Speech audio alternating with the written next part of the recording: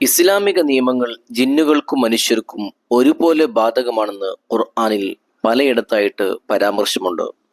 ഒമാ ഖലഖ്തുൽ ജിന്ന വൽ ഇൻസ ഇല്ലാ ലിയഅ്ബുദു. ഞാൻ ജിന്നുകളെയും മനുഷ്യരെയും സൃഷ്ടിച്ചത് എനിക്ക് ആരാധിക്കാൻ വേണ്ടി മാത്രമാണ് എന്നാണ് ഖുർആനിക അധ്യാപനം. ഇമാം റാസി റളിയല്ലാഹു അൻഹു പറയുന്നത്, മനുഷ്യരെ പോലെ കൽപ്പനകൾ അനുസരിക്കാനും നിഷിദ്ധങ്ങളെ വർജിക്കാനും ജിന്നുകളോടും കൽപ്പിക്കപ്പെട്ടിട്ടുണ്ട്. ജിന്നുകളിൽ പ്രവാചകന്മാരുണ്ടോ എന്ന വിഷയത്തിൽ ഭൂരിഭാഗം പണ്ഡിതന്മാരും ഇല്ലെന്നാണ് അഭിപ്രായം പറഞ്ഞിട്ടുള്ളത്. ഇബ്നു അബ്ബാസ് റളിയല്ലാഹു അൻഹു, ഇമാം മുജാഹിദ് റളിയല്ലാഹു അൻഹു തുടങ്ങിയവരെല്ലാം ഈ പക്ഷക്കാരാണ്, ഇല്ലെന്ന അഭിപ്രായക്കാരാണ്.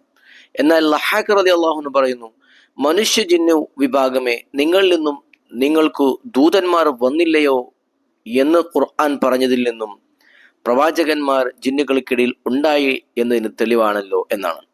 ഭൂരിഭാഗം പണ്ഡിതന്മാരുടെയും അഭിപ്രായത്തെ ഇങ്ങനെ മനസ്സിലാക്കാം: ജിന്നുകളിൽ പ്രവാചകന്മാരുണ്ടായിട്ടില്ല, പക്ഷേ ജിന്നുകൾ മനുഷ്യരായ പ്രവാചകന്മാരിൽ നിന്നും കേട്ടറിഞ്ഞ വചനങ്ങളും നിയമങ്ങളും മറ്റു ജിന്നുകൾക്ക് പറഞ്ഞു കൊടുക്കുന്ന ദൂതന്മാർ അവരുടെ ഇടയിൽ ഉണ്ടായിരുന്നു.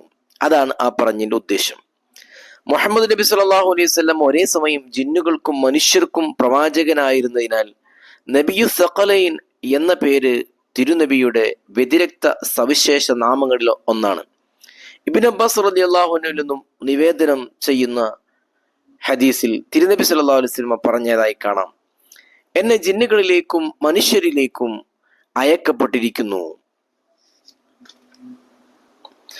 സൂറത്തുൽ ജിന്നിൽ നബി സല്ലല്ലാഹു അലൈഹി വസല്ലമയുടെ സന്നിധിയിലേക്ക് 7 ജിന്നുകൾ വരികയും അവർ സശ്രദ്ധം ഖുർആൻ കേട്ട് തന്റെ സമൂഹത്തിലെത്തി സന്മാർഗ വഴി മറ്റുള്ളവർക്ക് അറിയിച്ചു കൊടുക്കുകയും ചെയ്ത സന്ദർഭം വിവരിക്കുന്നുണ്ട്.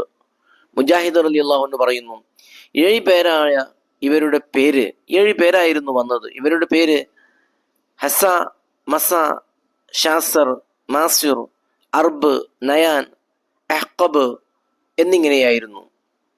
ഇക്രിമ റളിയല്ലാഹു അൻഹു പറയുന്നു, ഇവർ മൗസിൽ ദ്വീപിൽ നിന്നും വന്നവരായിരുന്നു. ഇസ്ലാമിക ഭരണാധികാരികളിലെ നിസ്തുല വ്യക്തിത്വത്തിന് ഉടമയായിരുന്നല്ലോ ഉമർ ബിൻ അബ്ദുൽ അസീസ്. മഹാനവറുകളെ കുറിച്ച് അബ്ബാസ് ബിൻ റാഷിദ് എന്നവർ അദ്ദേഹത്തിന്റെ പിതാവ് റാഷിദ് പറഞ്ഞ ഒരു സംഭവം പറയുന്നു. ഉമർ ബിൻ അബ്ദുൽ അസീസ് ഒരിക്കൽ എൻ്റെ ഉപ്പയുടെ യജമാനനെ കാണാൻ വന്നു. മടങ്ങിപ്പോകുമ്പോൾ യജമാനൻ ഉപ്പയോട് പറഞ്ഞു, നീ അദ്ദേഹത്തെ അനുഗമിക്കുക. ആജ്ഞ പോലെ ഉപ്പ ഉമറിനൊപ്പം ഇറങ്ങി. അവർ പുറത്തിറങ്ങിയ വഴിയിൽ ഒരു കറുത്ത പാമ്പ് ചത്തുകിടന്നിരുന്നു. ഉമർ ബിൻ അബ്ദുൽ അസീസ് വാഹനപ്പുറത്തുനിന്നിറങ്ങി അതിനെ കുഴിച്ചിട്ടു.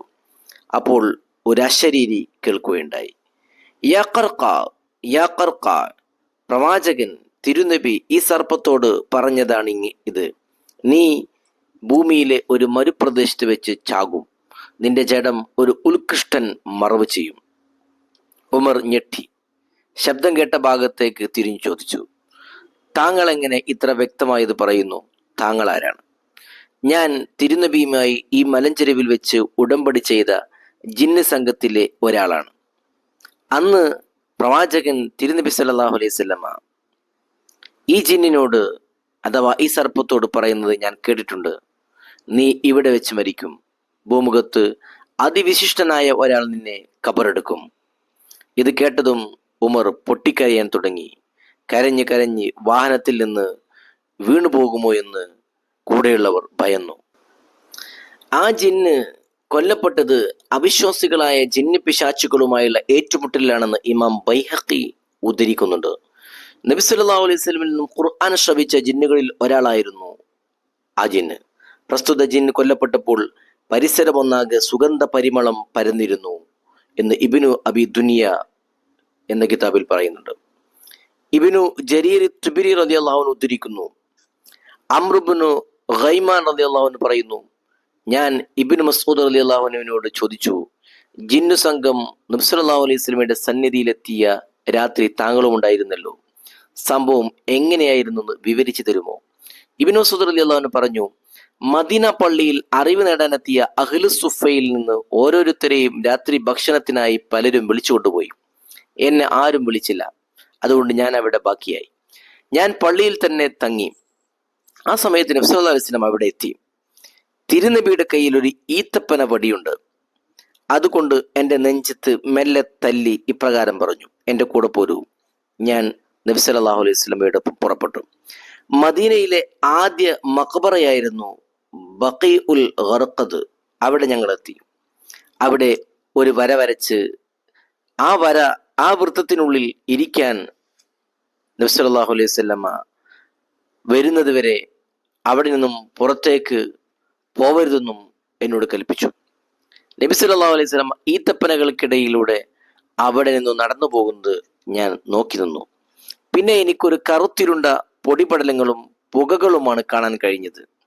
തന്റെ വടി കൊണ്ട് അവിടെ മുട്ടുന്ന ശബ്ദം എനിക്ക് അനുഭവപ്പെട്ടു. നിങ്ങൾ ഇരിക്കൂ എന്ന് നബി സല്ലല്ലാഹു അലൈഹി വസല്ലം ആജ്ഞാപിക്കുന്നു കേൾക്കുന്നു. കുറെ സമയങ്ങൾക്ക് ശേഷം നബി എൻ്റെ അടുത്തെത്തി ഇപ്രകാരം പറഞ്ഞു, ഞാൻ വരച്ച വൃത്തത്തിൽ നിന്നും താങ്കൾ പുറപ്പെട്ടിരുന്നെങ്കിൽ ജിന്നുകളിൽ നിന്നും ചിലർ താങ്കളെ റാഞ്ചുമെന്നതിൽ നിർഭയനാവാൻ കഴിയില്ല. നബി എന്നോട് ചോദിച്ചു, താങ്കൾ വല്ലതും കണ്ടോ? ഞാൻ പറഞ്ഞു, വെള്ള വസ്ത്രം ധരിച്ച കറുത്ത പുരുഷന്മാരെ ഞാൻ കണ്ടു. നബി പറഞ്ഞു, അവർക്കാവശ്യമായ ഭക്ഷണം നിർണയിച്ചു തരാൻ അവർ എന്നോട് പറഞ്ഞു. എല്ല്, കാഷ്ടം എന്നിവ അവരുടെ ഭക്ഷണമായി ഞാൻ നിർണയിച്ചു കൊടുത്തു. ഇമാം ബൈഹഖി റളിയല്ലാഹു അൻഹു, അബൂ നുഐം റളിയല്ലാഹു അൻഹു എന്നിവർ രേഖപ്പെടുത്തിയ ഹദീസ് നമുക്ക് മനസ്സിലാക്കാം.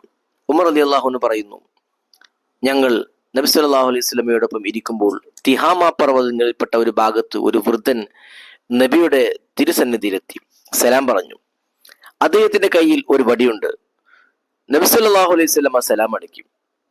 നബി ചോദിച്ചു, നിങ്ങൾ ആരാണ്? അദ്ദേഹം പറഞ്ഞു, ഞാൻ ഹാമത്ത് ബിനു അഹ്യത്ത് ബിനു അഖിയസ് ബിനു ഇബ്ലീസ്, അഥവാ ഇബ്ലീസിന്റെ മകൻ, അഖിയസിന്റെ മകൻ, അഹ്യത്തിന്റെ മകൻ ഹാമത്താണ് ഞാൻ എന്ന് അദ്ദേഹം മറുപടി പറഞ്ഞു. അപ്പോൾ തിരുനബി പറഞ്ഞു, നിങ്ങളുടെയും ഇബ്ലീസിന്റെയും ഇടയിൽ 2 പിതാക്കന്മാർ മാത്രമേ ഉള്ളൂ അല്ലേ? നിങ്ങൾ ദുനിയാവിൽ വന്നിട്ട് എത്ര കാലമായി? അദ്ദേഹം പറഞ്ഞു, ദുനിയാവ് അതിന്റെ വയസ്സിനെ അല്പമേ നശിപ്പിച്ചുള്ളൂ. കാബീൽ ഹാബീലിനെ കൊല്ലുന്ന രാത്രിയിൽ ഞാൻ സംസാരങ്ങളെല്ലാം മനസ്സിലാകുന്ന കുട്ടിയായിരുന്നു. കുടുംബബന്ധം മുറിക്കുക പോലെയുള്ള ജോലികളിൽ ഞാൻ ഈ ഘട്ടത്തിൽ വ്യാപൃതനായിരുന്നു. നബി സല്ലല്ലാഹു അലൈഹി വസല്ലം ഈ ഘട്ടത്തിൽ അദ്ദേഹത്തെ കുറ്റപ്പെടുത്തിയപ്പോൾ അയാൾ പറഞ്ഞു, പക്ഷേ ഞാൻ പിന്നീട് പശ്ചാത്തപിച്ചു. നൂഹ് നബിയുടെ കാലത്ത് നൂഹ് നബിയെ വിശ്വസിച്ചവരോടൊപ്പം നിന്ന് പ്രവാചകനെ ഇസ്ലാമിക പ്രബോധനത്തിന്റെ പേരിൽ ഞാൻ ആക്ഷേപിച്ചിരുന്നു. പക്ഷേ പിന്നീട് ഞാൻ ഖേദിച്ചു മടങ്ങി. ഹാബീലിന്റെ കൊലപാതകത്തിൽ ഒരു പങ്കുണ്ടായതുകൊണ്ട് അതിൽ ഖേദമുണ്ടോ പശ്ചാത്താപമുണ്ടോ എന്ന് നൂഹ് നബി അലൈഹി ഇസ്ലാം എന്നോട് ചോദിച്ചു. ഞാൻ പശ്ചാത്താപമുണ്ടെന്ന് പറഞ്ഞപ്പോൾ ദൃഢമനസ്സോടെ പാപങ്ങൾ ബോധിപ്പിച്ച് പശ്ചാത്തപിക്കുന്നവന് തൗബയുണ്ടെന്നതിനാൽ എഴുന്നേറ്റ് ഉളു ചെയ്ത് സുജൂദ് ചെയ്യാൻ എന്നോട് കൽപ്പിച്ചു. ഞാൻ അപ്രകാരം നിർവഹിച്ചപ്പോൾ എന്നെ വിളിച്ചു പറഞ്ഞു, നിന്റെ തല ഉയർത്തുക, ആകാശത്ത് നിന്നും താങ്കളുടെ പശ്ചാത്താപം അള്ളാഹു സ്വീകരിച്ചിരിക്കുന്നുവെന്ന് പറയപ്പെട്ടു. 1 വർഷം ഞാൻ സുജൂദിൽ കിടന്നു. പിന്നീട് ഹൂദ് നബി അലൈഹി ഇസ്ലാം, യാക്കൂബ് നബി അലൈഹി ഇസ്ലാം, യൂസുഫ് നബി അലൈഹി ഇസ്ലാം, ഇല്യാസ് നബി അലൈഹി ഇസ്ലാം എന്നിവരെയെല്ലാം സന്ദർശിച്ചിട്ടുണ്ട്. ഇല്യാസ് നബി അലൈഹി ഇസ്ലാമിനെ പല താഴ്വാരങ്ങളിലും കണ്ടുമുട്ടിയിട്ടുണ്ട്, ഇപ്പോഴും കണ്ടുമുട്ടാറുണ്ട്. മുസാ നബി അലൈഹി ഇസ്ലാം എനിക്ക് തൗറാത്ത് പഠിപ്പിച്ചു തന്നു. മുസാ നബി അലൈഹി ഇസ്ലാം എന്നോട് പറഞ്ഞു, താങ്കൾ ഈസാ നബി അലൈഹി ഇസ്ലാമിനെ കണ്ടുമുട്ടിയാൽ എൻ്റെ സലാം പറയണം. ഈസാ നബി അലൈഹി ഇസ്ലാം പറഞ്ഞു, താങ്കൾ മുഹമ്മദ് നബി സല്ലല്ലാഹു അലൈഹി വസല്ലമയെ കണ്ടുമുട്ടിയാൽ എൻ്റെ സലാം പറയണം. ഇത് കേട്ട് നബി സല്ലല്ലാഹു അലൈഹി വസല്ലമയുടെ കണ്ണുകൾ ഈറനണിഞ്ഞു. അവിടുന്ന് ഇപ്രകാരം സലാം അടക്കി, ദുനിയാവ് അവശേഷിക്കുന്നിടത്തോളം ഈസാ നബി അലൈഹി ഇസ്ലാമിൻ്റെയും താങ്കളുടെ മേലിലും അള്ളാഹുവിൻ്റെ സലാത്ത് സലാമു സദാ വർഷിക്കുമാറാവും. ഹാമത്ത് അങ്ങനെ നബിയോട് പറഞ്ഞു, റസൂലേ, മൂസാ നബി അലൈഹി സ്വലാം എനിക്ക് തൗറാത്ത് പഠിപ്പിച്ചതുപോലെ എനിക്ക് താങ്കൾ ഖുർആൻ പഠിപ്പിച്ചു തരിക. സൂറത്തുൽ വാഖിഅ, വൽ മുർസലാത്ത്, സൂറത്തുൻ നബഅ, ഇദ ശംസു കുവിറത്ത്, ഫലഖ്, നാസ്, ഇഖ്ലാസ് എന്നിവ നബി സല്ലല്ലാഹു അലൈഹി വസല്ലം പ്രസ്തുത ജിന്നിനെ പഠിപ്പിച്ചു. നബി സല്ലല്ലാഹു അലൈഹി വസല്ലം പറഞ്ഞു, ഹാമത്തെ, താങ്കളുടെ ആവശ്യം നമ്മോട് ഉന്നയിക്കണം. ഞങ്ങളെ സന്ദർശിക്കുന്നത് നിങ്ങൾ ഉപേക്ഷിക്കരുത്. ഉമർ റളിയല്ലാഹു അൻഹു പറയുന്നു, പിന്നീട് നബി സല്ലല്ലാഹു അലൈഹി വസല്ലം വഫാത്തായ ഘട്ടത്തിൽ അദ്ദേഹത്തിൽ നിന്നുള്ള വരവോ അനുശോചനമോ കണ്ടില്ല. അദ്ദേഹം മരിച്ചോ ജീവനോടെയുണ്ടോ എന്നറിയില്ല. അബു അലിൽ അഷ്അസ് റളിയല്ലാഹു അൻഹു ഉദ്ധരിക്കുന്നു, ആയിഷ റളിയല്ലാഹു അൻഹ നിവേദനം ചെയ്യുന്നു, നബി സല്ലല്ലാഹു അലൈഹി വസല്ലം പറഞ്ഞു, ഹാമത്ത് ഇബ്നു ഖൈസ് സ്വർഗത്തിലാണ്. 800 വർഷം ജീവിച്ച ഒരു ജിന്നിനെ കുറിച്ച് ഷെയ്ഖ് ഇബ്നുൽ ജൗസി റളിയല്ലാഹു അൻഹു സഫ്വത്തു സുഫയിൽ രേഖപ്പെടുത്തിയിട്ടുണ്ട്. സഹിൽ ഇബ്നു അബ്ദുല്ലാഹ് റളിയല്ലാഹു അൻഹു പറയുന്നു, ഞാൻ ആദ് സമൂഹം താമസിച്ചിരുന്ന സ്ഥലത്ത് കല്ലുകൊണ്ട് നിർമ്മിച്ച ഒരു കോട്ട കണ്ടു. അതിനകത്ത് ജിന്നുകൾ അഭയം തേടുകയും പാർക്കുകയും ചെയ്യുന്നുവെന്നാണ് അറിവ്. ഞാൻ അതിനകത്ത് കടന്നപ്പോൾ വലിയ ശരീരപ്രകൃതിയുള്ള ഒരു വൃദ്ധൻ കഅബയിലേക്ക് തിരിഞ്ഞ് അവിടെ നിസ്കരിക്കുന്നത് ഞാൻ കണ്ടു. വലിയ ജുബ്ബയും ധരിച്ച് നിസ്കരിക്കുന്ന അദ്ദേഹത്തിന്റെ ശരീരപ്രകൃതിയും ഭീമാകാരമായിരുന്നു. ഞാൻ സലാം പറയുകയും അയാൾ സലാം അടക്കുകയും ചെയ്തു. അദ്ദേഹം പറഞ്ഞു, സഹിലെ, ശരീരങ്ങൾ വസ്ത്രങ്ങളെ അഴിക്കുന്നില്ല, മറിച്ച് പാപങ്ങളുടെ ഗന്ധങ്ങളും അവിഹിത ഭക്ഷണങ്ങളുമാണ് അഴിക്കുണ്ടാക്കുന്നത്. ഈ ജുബ്ബ 700 വർഷമായി ഞാൻ അണിയുന്നു. ഈ ജുബ്ബ ധരിച്ചാണ് ഞാൻ ഈസാ നബി അലൈഹി ഇസ്ലാമിനെയും മുഹമ്മദ് നബി സല്ലല്ലാഹു അലൈഹി വസല്ലമയും കണ്ടുമുട്ടിയത്. അവ രണ്ടുപേരെയും ഞാൻ വിശ്വസിച്ചു. സുഹൈൽ റളിയല്ലാഹു അൻഹു ചോദിച്ചു, താങ്കൾ ആരാണ്? ഖുർആനിലെ സൂറത്തുൽ ജിന്നിൽ പറയപ്പെട്ട നബി സല്ലല്ലാഹു അലൈഹി വസല്ലമയിൽ നിന്നും ഖുർആൻ പഠിച്ച ജിന്നുകളിൽ ഒരാളാണ് ഞാൻ എന്ന് അദ്ദേഹം മറുപടി പറഞ്ഞു. പരലോകത്ത് ശിക്ഷരക്ഷയും മനുഷ്യരെ പോലെ നിസ്കാരം, നോമ്പ്, ഹജ്ജ് എന്നിവയുമെല്ലാം ജിന്നുകൾക്കും ബാധകമാണെന്നാണ് ഇസ്ലാമിക പാഠം. ഇബ്നു മുഫ്ലിഹുൽ അംബരി റളിയല്ലാഹു അൻഹു പറയുന്നു, ജിന്നുകൾ എല്ലാ ആരാധന കൊണ്ടും കൽപ്പിക്കപ്പെട്ടവരാണ്. അവരിൽ സത്യനിഷേധികൾ നരകത്തിലും സത്യവിശ്വാസികൾ സ്വർഗത്തിലുമായിരിക്കും. അവർ ഇതര ജീവികളെ പോലെ മണ്ണായി തീരുന്നതല്ല.